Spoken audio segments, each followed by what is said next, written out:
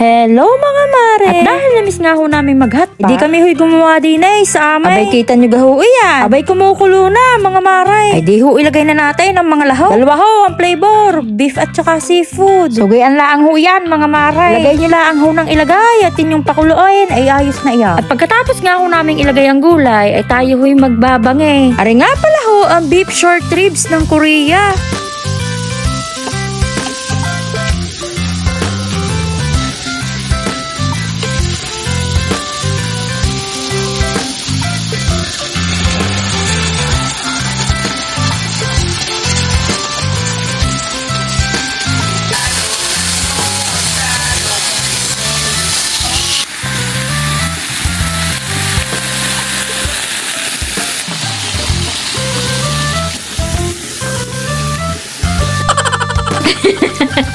Uy, nakakatakot.